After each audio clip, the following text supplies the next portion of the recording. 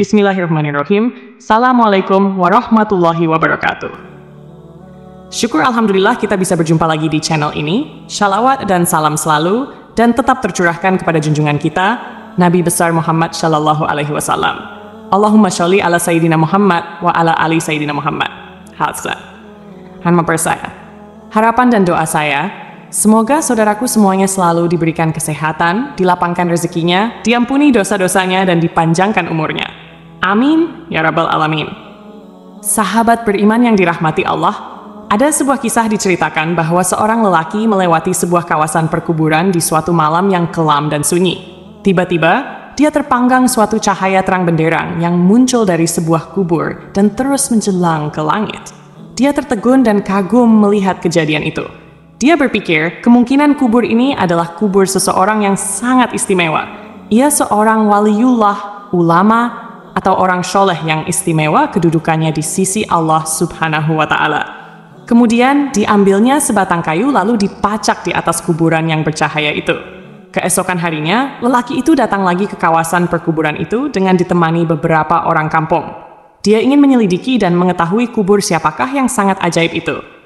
Untuk mengetahui lebih lanjut, lelaki itu berkunjung ke rumah keluarga si mayit dan bertemu dengan istrinya. Lalu, ia menceritakan keajaiban yang dilihat di perkuburan suaminya. Anehnya, istrinya terkejut dan keheranan. Dia sangat mengenal suaminya. Suaminya bukan siapa-siapa, hanya seorang petani biasa saja.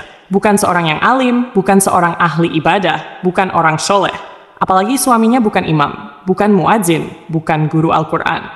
Bahkan suaminya tidak pandai membaca Al-Quran dan dia tidak pernah mendengar suaminya membaca Al-Quran.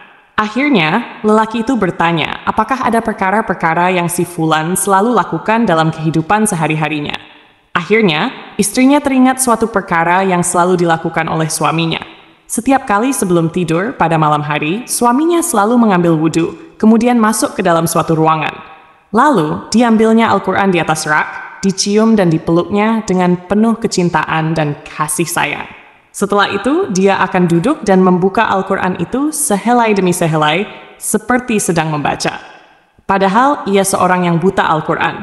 Dia akan meraba-raba ayat-ayat Al-Quran itu dengan tangannya, seolah-olah sedang menyentuh dan membelai sesuatu yang sangat dikasihinya. Istrinya berkata lagi, ia pernah mendengar rintihan tangis suaminya yang sangat sedih mendayu-dayu dengan penuh penyesalan.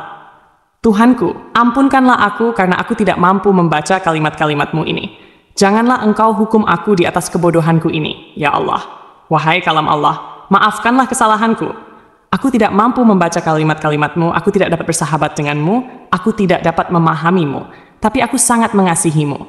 Aku sangat mencintaimu, wahai kalam Allah. Janganlah engkau mendakwa aku, jangan engkau menuduh aku di hadapan Allah di akhirat nanti. Kemudian lelaki itu meminta untuk melihat Al-Quran kesayangan suaminya itu. Benar saja dan sangat mengharukan. Setelah dia melihat naskah yang mulia itu, terlihat lusuh helaiannya. Kelihatan sering dibuka berkali-kali dan ada bekas-bekas air mata di kertasnya.